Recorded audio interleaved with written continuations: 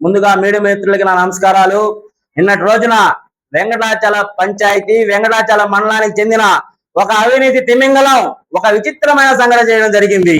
ఆ వంచకుడు వంచే పనులకు అలవాటైపోయి నిన్న ఒక డూప్ చర్యలు చేర్చడం జరిగింది. నిన్న ఉదయం మేము వైసీపీని వీడి 30 కుటుంబాలు ఈ రోజు మండలం మొత్తం చెప్తా ఉంది. 30 కుటుంబాలు శాసయ్య కోసం వైసీపీ పార్టీ కోసం కష్టపడిన వాళ్ళం చేరం. ఏ ప్రలోభాలకు లొంగో ఇంకో దానికి లొంగో చేరల. నీ వంచనలకి, నీ ఆగడాలకి, నీ అవినీతికి, నువ్వు చేసే విలువ తక్కువ లేని పనులకు, నువ్వు మాకు ఇవ్వలేని గౌరవానికే మేము పార్టీలో చేరాం. నువ్వు వంచనకి బాగా అలవాటైపోయి నిన్నటి రోజున మా వడ్డీ బాలకు సంబంధించి ఒక 6 మందిని చేర్పించావు. కానీ సాక్షి దినపత్రికలో మాత్రం 40 కుటుంబాలు టీడీపీలో నుంచి వైసీపీలో చేరిక, సోమిరెడ్డి చాప్టర్ క్లోజ్ అన్నట్టుగా మీరు ప్రచురించుకున్నారు. దానికి నేను ఒక ఉదాహరణ చెప్తున్నా. తురకా పుల్లయ్య అనే అతను ఎలక్షన్లలో మనం క్యాంపెయిన్ చేసినప్పుడు మనతో పాటు తిరిగాడు. దానికి విత్ ఎవిడెన్స్ తో సహా చూపిస్తా ఉన్నా. ఇదిగో చూడండి, ఈయన తురకా పుల్లయ్య ఎలక్షన్ క్యాంపెయినింగ్ అప్పుడు మాతో పాటు తిరిగాడు, మాతో పాటు క్యాంపెయిన్ చేశాడు. ఇంకొక అతను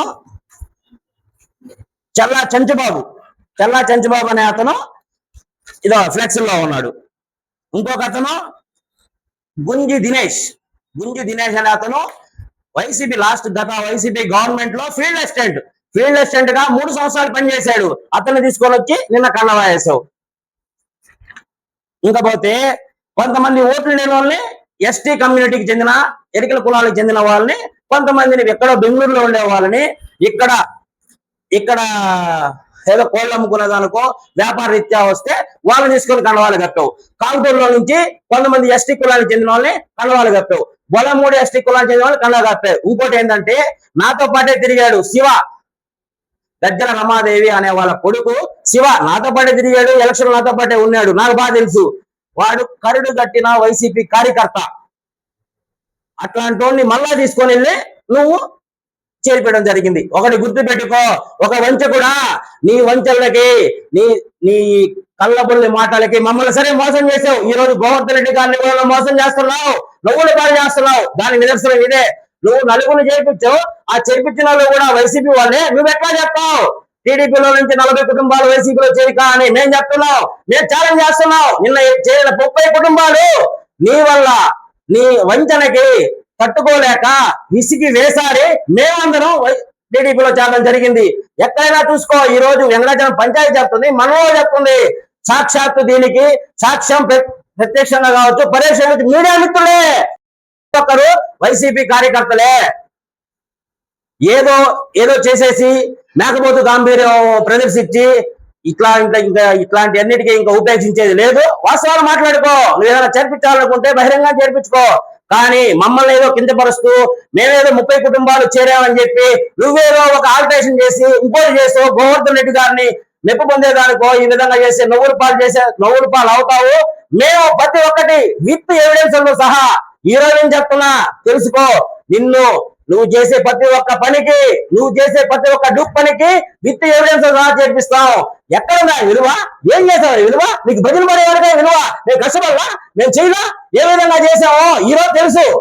మళ్ళీ మొత్తం తెలుసు, ఏదో మొత్తం తెలుసు. ప్రతి ఒక్కరు నిజమేసంటా ఉన్నారు. ఏమేంగుల కాడ కొంచెం బుద్ధి ఉందా? అట్లాంటి మనుషులను పోగొట్టుకున్నాడు. ఇంకా రాజకీయ భవిష్యత్తు ఉందా అంటున్నారు. నీ అంతరాత్మ చెప్పు. ఊరినే డూపు రాజకీయాలు చేసి ఏదో నలుగురు చేర్చి ఆ నలుగురు కూడా వైసీపీ వాళ్ళే మళ్ళీ వైసీపీ కండవాలు వేసుకుంటే ఒప్పుకో. కావాలంటే నీ పార్టీలోకి ఎవరైనా టీడీపీ నుంచి కానీ చేస్తానంటే చేర్పించుకొని దాన్ని హుందానే చేసుకో. ఎందుకు ఈ రాజకీయాలు? ఈ డూపు రాజకీయం ఏంటంటే నువ్వు మెహర్బానీ పొందాలా, మేము మాత్రం ఎదవలైపోవాలా? ఈ మెహర్బానీలకి మమ్మల్ని ఎదవలు చేస్తానంటే ఒప్పుకునే పరిస్థితి లేదు. ఒకటి గుర్తుపెట్టుకో, ఈ రోజు నీకు కానీ మండల పార్టీ నాయకులకు కానీ, వైసీపీ మండల పార్టీ నాయకులకు కానీ, నీకు కానీ, నియోజకవర్గ నాయకులకు కానీ, మాజీ ఎమ్మెల్యే మాజీ మంత్రి గోవర్ధన్ కానీ ఒకటే చెప్తున్నాం. ఎందుకంటే అసలు ఈ రోజు నీతో తిరిగిన వాళ్ళు నీ పక్కన ఉన్నారా? లేరు. ఎందుకంటే నీ మాయ మాటలు ఫస్ట్ లో నమ్మారు. రాను అర్థమైపోయి ఒక్కరొక్కరుగా దూరం అయిపోయారు. ఈ రోజు ఎవరైనా ఉన్నారా? నువ్వు ఒకసారి ఆత్మ పరిశీలన చేసుకో. 2014లో మొట్టమొదటిసారిగా కాకని గోవర్ధన్ గారు పోటీ చేసినప్పుడు పంచాయతీ మెజార్టీ, మండల మెజార్టీ 250. దాని తర్వాత 300కి వెళ్ళింది. మొన్నటి పరిస్థితి ఏమైంది? 90కి పడిపోయింది. కారణం నీ వల్లే, కేవలం నీ వల్లే. ఒకటి గుర్తు పెట్టుకో, నువ్వేందంటే ఒకటే ఒక కాన్సెప్ట్ పోతావు, విభజించు పాలించు.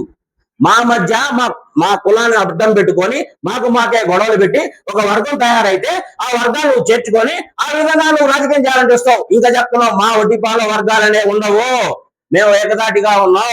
నీ వంచనలకి, నీ డూప్ మాటలకి, నీ మెహర్బానీలకి ఇంకోటికి ఎవరు లొంగే పరిస్థితులు లేరు. నువ్వు ఆత్మపరిశీలన చేసుకో. ఈ రోజు నేను చెప్తున్నావు, ప్రతి ఒక్క దానికి నువ్వు చేసే ప్రతి ఒక్క దానికి మేము ఎదుర్కోవడానికి సిద్ధంగా ఉన్నాం.